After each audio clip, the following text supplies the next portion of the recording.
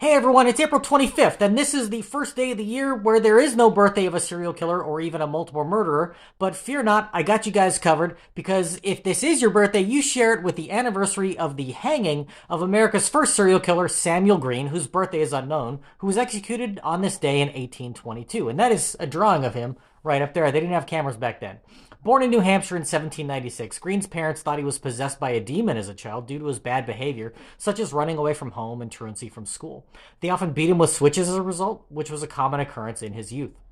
As a teenager, he was caught stealing from a blacksmith to which he was an apprentice. The blacksmith whipped him with a switch, and when he got home, his parents whipped him as well. In revenge, he threw the family dog down a well, its carcass poisoning their water supply, causing his parents to whip him again. In revenge for this beating, Green stabbed the family pig, which led to yet another whipping, and he was sent away to live with a family friend.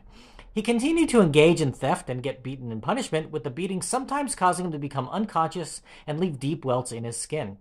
Green decided to kill the man he was living with and tried to booby trap the house to cause an axe and pitchfork to fall on his head like they were living in a Looney Tunes cartoon.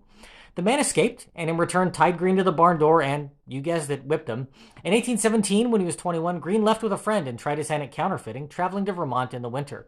The two attempted to cause a sleigh full of children to crash just for the thrill of it, but were caught by a schoolmaster who tied them down and beat them severely. Green and his accomplice caught up to the schoolmaster a few days later and tied him up in a barn and returned the beating, then left him in the elements hoping he'd freeze to death. The early 1800s seemed to have a lot of beatings going on. Luckily, the schoolmaster survived, and Green tried to attain some stability in his life by joining the army. But Green soon went AWOL and returned to his family in New Hampshire, buying his mother a cow with counterfeit notes. When he ran out of fake funds, he traveled to Boston and took multiple jobs as a manservant, but at night would steal from his employers and flee.